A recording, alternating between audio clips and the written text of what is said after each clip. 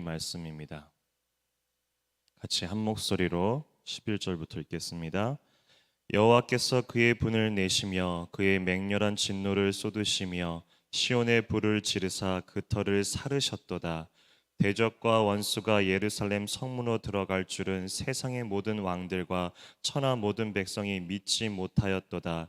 그의 선지자들의 죄들과 제사장들의 죄악들 때문이니 그들이 성읍 안에서 의인들의 피를 흘렸도다. 그들이 거리거리에서 맹인같이 방황하며 그들의 옷들이 피에 더러졌으며 그들이 만질 수 없도다. 사람들이 그들에게 외쳐 이르기를 저리 가라 부정하다 저리 가라 저리 가라 만지지 말라 하였으며 그들이 도망하여 방황할 때 이방인들이 말하기를 그들이 다시는 여기서 살지 못하리라 하였도다. 여호와께서 노하여 그들을 흩으시고 다시는 돌보지 아니하시리니 그들이 제사장들에 눕히지 아니하였으므로 장로들을 대접하지 아니하였음이로다. 우리가 헛되이 도움을 바람으로 우리의 눈이 상하며 우리를 구원하지 못할 나라를 바라보고 바라보았도다. 그들이 우리의 걸음을 엿보니 우리가 거리마다 다 다닐 수 없으며 우리의 끝이 가깝고 그의 날들이 다하였으므로 우리의 종말이 이르렀더라. 우리를 뒤쫓는 자들이 하늘의 독수리들보다 빠르며 산 꼭대기까지도 뒤쫓으며 광야에서도 우리를 잡으려고 매복하였도다. 우리의 콧김 곧 여호와께서 기름 부으신 자가 그들의 함정에 빠졌으며 우리가 그를 가리키며 전에 이르기를 우리가 그의 그늘 아래에 이방인들 중에 살겠다 하던 자로다. 우스 땅에 사는 딸 에돔아 즐거워하며 기뻐하라. 자니 내게도 이를지니 내가 취하여 벌거 벗으리라. 딸 시온아 내 제약의 형벌이 다하였으니 주께서 다시는 너로 사로잡혀 가지 아니하겠으니 딸 에돔아 주께서 내 제약을 벌하시며 내 허물을 드러내시리로다. 아멘. 오늘 성경 본문은 특별히 교회의 지도자들, 단순히 사역자들만을 이야기하는 것은 아니고요.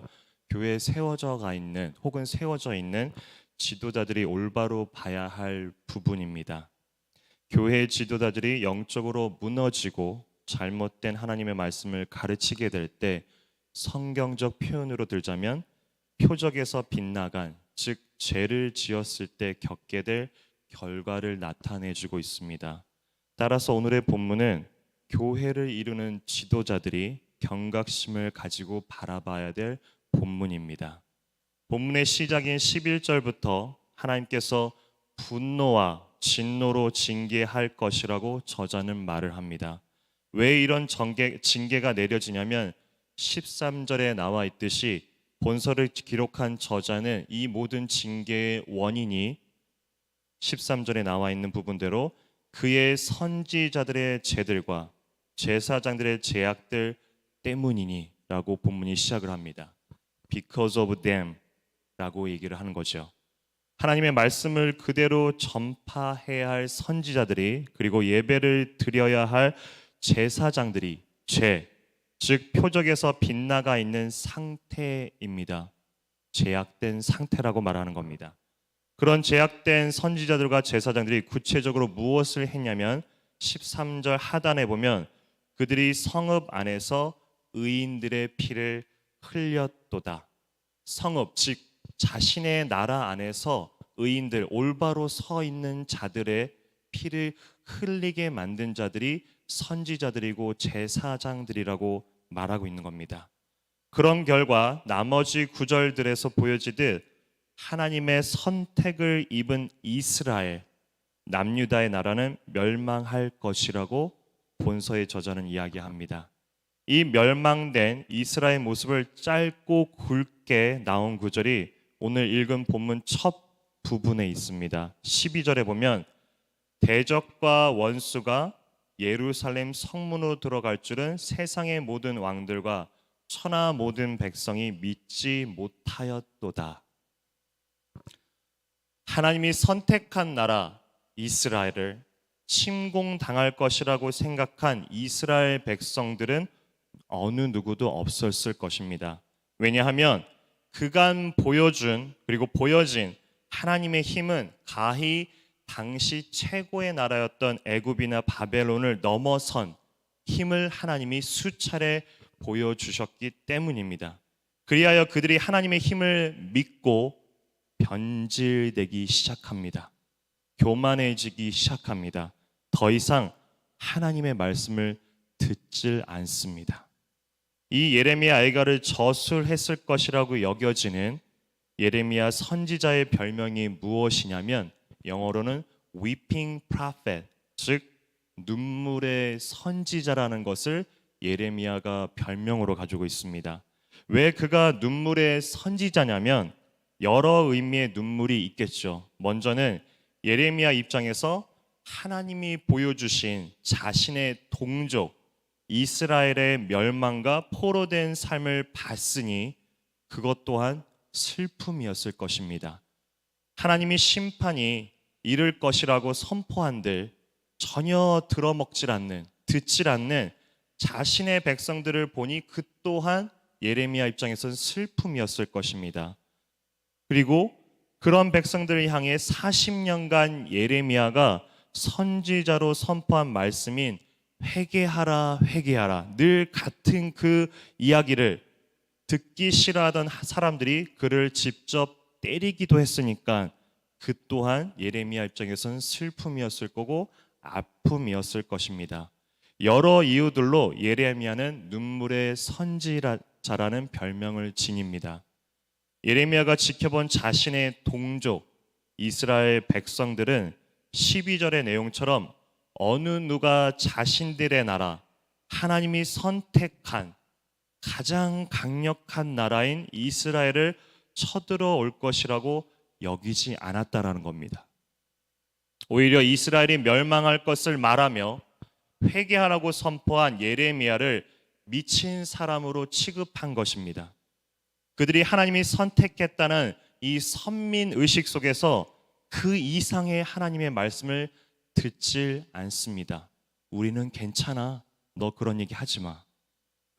12절에 나와 있는 내용이 대적과 원수가 예루살렘 성문으로 들어갈 줄은 세상의 모든 왕들과 천하 모든 백성이 믿지 못하였도다.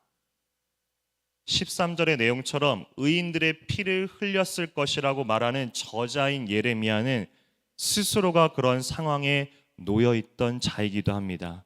하나님의 말씀을 선지자로서 그대로 선포했으나 돌아오는 것은 냉대요, 무관심이며 폭력이었다라는 겁니다. 그 결과가 나머지 본문에 보여지는, 그리고 예레미야 애가 전체에서 보여지는 이스라엘의 멸망입니다. 성경에선 이런 이야기를 끝이 나면 참 무의미해질 것 같습니다. 멸망했더라. 아담과 이브가 죄를 지어 죽었다라고 끝나지 않았다라는 겁니다. 동일하게 그런 멸망하게 될 이스라엘도 본문 21절, 22절에 보여질 새로운 희망이 뒤에 찾아온다라고 예레미야는 이야기합니다. 21절부터 21절 읽겠습니다. 우스 땅에 사는 딸 에도마, 적국이죠. 즐거워하며 기뻐하라, 조롱하는 겁니다. 잔이 내게도 이를지니 그 심판이 너에게도 이를지니 네가 취하여 벌거 벗으리라. 딸 시온아, 이스라엘 백성들이죠. 내 제약의 형벌이 다하였으니 주께서 다시는 너로 사로잡혀 가지 아니하게 하시로다. 딸 에도마, 주께서 내 제약을 벌하심으로 내 허물을 드러내시리로다. 이스라엘을 우습게 여긴 적국들은 벌거벗게 될 것이고 이스라엘 백성들은 지금은 멸망하고 심판하지만 다시 사로잡히지 않을 것이라고 예레미야가 말합니다. 교회의 지도자들이, 각 처에서 교회를 돕는 많은 지도자들이 분명하게 서야 할 위치를 오늘 본문을 통해 말해주고 있는 겁니다. 표적에서 빗나간 지도자들은 결국 멸망으로, 죽음으로 백성들을 이끕니다. 그러하기에 올바른 위치, 즉 하나님의 말씀 위에 모두가 서야 함을 오늘 본문을 통해서 보게 됩니다. 그 길은 오늘 본문을 봤지만 핍박이 될 수도 있는, 의인이 은혜가 아닌 의인이 피해를 받을 수 있는 그런 길이기도 합니다. 허나 우리들에게 끝까지 우리를 살리려 하시는 하나님이 계십니다. 이러한 이스라엘 백성일지언정, 멸망에 이를지언정, 심판에 이를지언정 하나님이 그들을 다시 살리십니다. 오늘도 그 하나님을 따라 살아가시는 저와 사랑하는 성도님 되시기를 기도합니다. 같이 기도하겠습니다. 하나님의 말씀 앞에 선다는 것이 참 두렵습니다. 하나님의 은혜를 구하는 것 또한 송구스럽습니다. 하나님의 말씀대로 살아가야 됨에 늘 죄책감이 듭니다.